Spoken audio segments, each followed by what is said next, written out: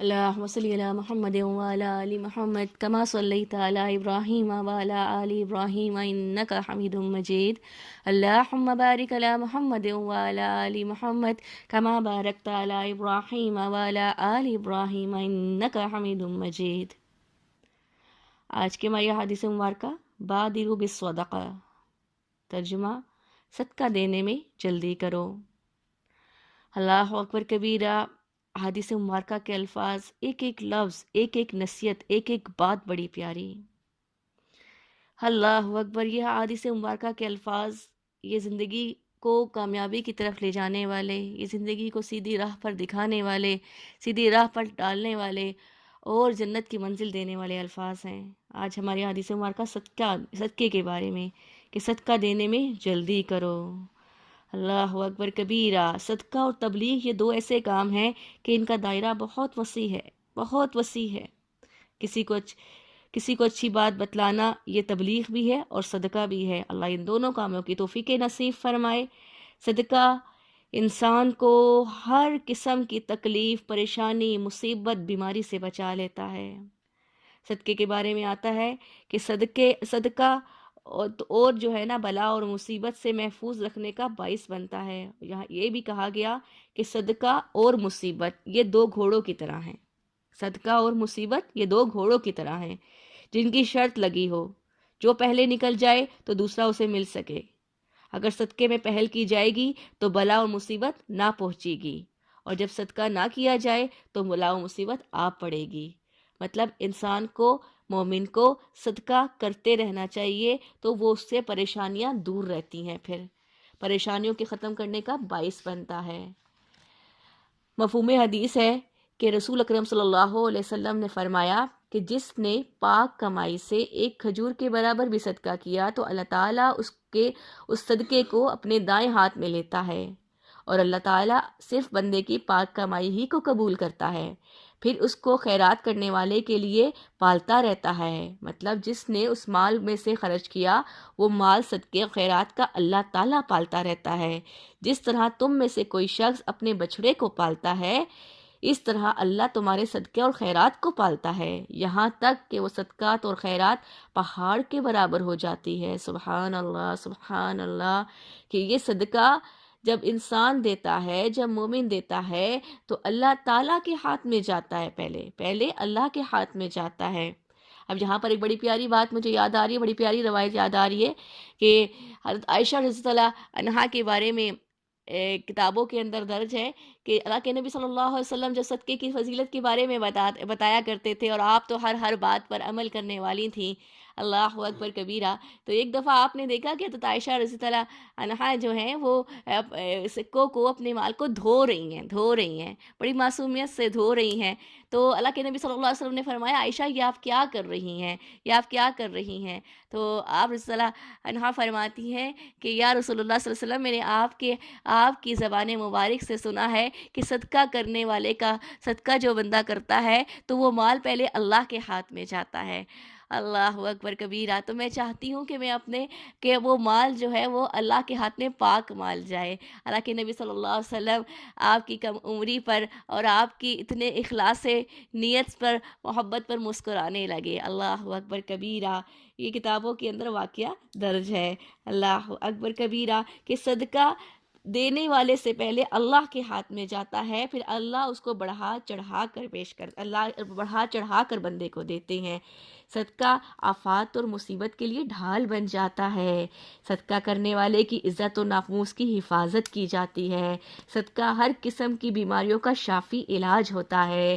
صدقہ مال میں زیادتی اور برکت کا سبب بنتا ہے. صدقہ دینے والے کے لیے اللہ کے فرشتے دعا گو ہوتے ہیں کہ اللہ اس دینے والے کے مال میں کثرت کر دیجئے. صدقہ انسان کے دل کی سختی کے ختم کرنے کا ذریعہ بنتا ہے، اور صدقہ اللہ جل شانہ کے غصہ کو ٹھنڈا کرنے کا بھی سبب بن جاتا ہے. صدقہ انسان کو بری موت سے حفاظت کرتا ہے، اور عذاب قبر اور جہنم سے بھی حفاظت یہ صدقہ ہی کرتا ہے.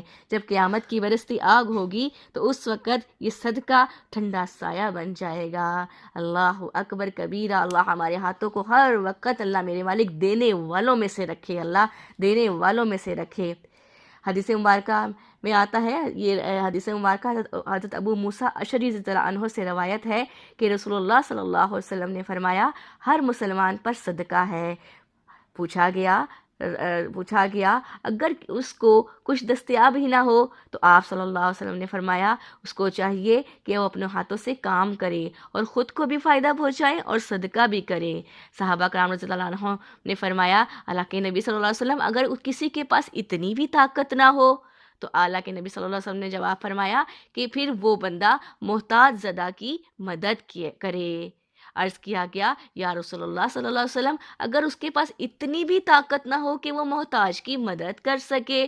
آپ صلی اللہ علیہ وسلم نے فرمایا پھر وہ ایسا کرے، اگر وہ یہ بھی نہ کر سکے تو پھر بس وہ خود جو ہے وہ برائی سے پاک رہے، مطلب اور نیکی کا حکم کرتا رہے۔ مطلب اگر اس کے پاس محتاج زدہ کی مدد کرنے کی بھی طاقت نہیں ہے تو پھر وہ امر بالمعروف کرتا رہے، نیکی کا حکم کرتا رہے اور خود کو برائی سے روکتا رہے، بس یہ بھی پھر اس کے لیے صدقہ بن جائے گا اور صدقے کے برابر ثواب ملے گا۔ اللہ اکبر کبیرہ۔ صدقہ کیا ہے؟ صدقے کی مختلف اقسام آتی ہیں، صدقے کی مختلف قسمیں میں مسلمان بھائی کی طرف مسکرا کر دیکھنا بھی صدقہ ہے، کسی سے اچھی بات کہنا بھی صدقہ ہے، کسی کو برائی سے روکنا بھی صدقے کے زمرے میں آتا ہے، اپنے برتن سے کسی دوسرے بھائی کے برتن میں کچھ ڈال دینا بھی صدقہ ہے، راستے سے تکلیف دہ چیز ہٹانا بھی صدقہ ہے، کسی کی غیر موجودگی میں اس کے لیے دعا کرنا بھی صدقہ ہے، اور راستہ بھٹکے ہوئے کسی نابینا شخص کو راستہ دکھا دینا بھی صدقہ ہے۔ تو صدقہ انسان جس طرح سے ہو سکے، جس توفیق سے ہو سکے، مال سے ہو سکے، خدمت سے ہو سکے، جس طرح سے ہو سکے، جس قسم کا اللہ تعالیٰ توفیق دے بندے کو کرتے رہنا چاہیے۔ اور صدقہ جب مال سے کیا جاتا ہے، صدقہ جب اپنے مال سے نکالا جاتا ہے اور اللہ کی رات میں خیرات و صدقات دیے جاتے ہیں تو انسان کو چند باتیں سوچنی چاہیے۔ کیا کہ آپ جو مال بھی دے رہے ہیں، دیکھیں وہ اپنی جیب سے تو پیش نہیں کر رہے بلکہ آپ تو اللہ کے دیے ہوئے مال میں سے ہی دے رہے ہیں۔ صدقہ دیتے ہوئے یہ سوچنا ہے کہ یہ جو مال میں دے رہا ہوں یا دے رہی ہوں یہ اللہ ہی کا دیا ہوا ہے اور میں اللہ ہی کے لیے دے رہی ہوں، اور آپ بظاہر ایک ضرورت مند کو دے رہے ہیں لیکن در حقیقت یہ آپ اللہ تعالیٰ کو یہ مال بطور قرض دیتے ہیں اور اللہ کہیں گنا زیادہ کر کے عطا کر دیتے ہیں۔ یہ اللہ کا وعدہ ہے، یہ اللہ کا وعدہ ہے۔ صدقہ دینے سے مال کبھی گھٹتا نہیں ہے بلکہ وعدہ خداوندی ہے کہ یہ مال بڑھتا ہے اور اللہ اس کو بڑھاتے ہی چلے جاتے ہیں۔ جس طرح سے ہو سکے صدقہ نکالتے رہنا چاہیے، اور صدقہ دینے کے بعد انسان کو پھر پریشان نہیں ہونا چاہیے۔ اب یہاں پر پھر ایک حدیث مبارکہ یاد آ رہی ہے کہ اللہ کے نبی صلی اللہ علیہ وسلم نے، حدیث مبارکہ کا مفہوم ہے کہ آپ صلی اللہ علیہ وسلم صحابہ کرام رضی اللہ عنہم کے ساتھ تشریف فرما تھے تو آپ نے فرمایا کہ ایک بنی اسرائیل کا ایک شخص تھا، اس نے اپنے مال کے صدقہ کی نیت کی کہ مال میں سے میں کچھ رات صدقہ کروں گا۔ تو جب اس نے صدقے کی نیت کی اور ایک رات کو اس نے جو ہے وہ مال اپنا صدقے کا مال پکڑا دیا، صبح بس وہ مشہور ہو گیا، پتہ چلا کہ صدقہ جو ہے وہ ایک چور کے ہاتھ میں دیا گیا ہے۔ وہ پریشان ہوا جب یہ صبح پتہ چلا کہ یہ صدقہ کسی چور کے ہاتھ میں چلا گیا، تو اس نے سوچا آج پھر میں رات کو صدقہ کروں گا کہ کسی کو پتہ نہ چلے، میرا اور میرے اللہ کا معاملہ ہو۔ پھر جب رات کو صدقہ کیا گیا تو وہ ایک زانیہ عورت کے ہاتھ میں چلا گیا، اور صبح پھر خبر پھیل گئی کہ یہ کسی صدقہ کرنے والے نے وہ مال صدقہ جو ہے وہ زانیہ عورت کے پاس پہنچ گیا۔ پھر تیسری رات اس نے جو ہے وہ نیت کی کہ اللہ میں پھر صدقہ کروں گا، اللہ تو صدقہ کو قبول فرما لے، اور صدقہ جو ہے اس بار جو ہے نا اس کا صدقہ ایک غنی انسان کے ہاتھ میں دیا گیا۔ جب غنی انسان کے ہاتھ میں دیا گیا، صبح پھر پتہ چلا کہ وہ صدقہ کسی غنی انسان کے ہاتھ میں مال لگ گیا۔ اب وہ سوچتا رہا، اگلی چوتھی رات پھر نیت کر کے سوتا بھی ہے تو اسے خواب میں دکھایا جاتا ہے کہ میرے بندے تیرے تینوں صدقات قبول ہو گئے، تیرے تینوں صدقات چونکہ تو نے سچی نیت سے دیے تھے، تیری نیت سچی تھی تو تیرے تینوں صدقات قبول ہو گئے۔ تو میری ماؤں بہنوں بیٹیوں، کہ جب صدقہ کرے جب کوئی آپ میں سے جو بھی صدقہ کرے تو صدقہ آپ نے حقیقت میں حقدار کو ہی دینا ہے، لیکن اگر بعد میں پتہ چل جاتا ہے کہ یہ صدقہ جو میں نے دیا تو اللہ ہی کے لیے دیا نا، تو پریشان نہیں ہونا، اللہ تعالیٰ آپ کے صدقات کو قبول کرتا ہے۔ اللہ رب العزت ہمیں اپنے مال میں سے ہمیشہ صدقات اور خیرات دینے والا بنائے، چونکہ دینے والا ہاتھ لینے والے سے بہت بہتر ہوتا ہے، دینے والا ہاتھ لینے والے ہاتھ سے بہتر ہوتا ہے۔ تو اللہ تعالیٰ ہمیں ہمیشہ ہمیشہ ہمیں اپنے علم کا، اپنی نصیحت کا، اپنے مال کا صدقہ خیرات کرنے والا بنا کے رکھے۔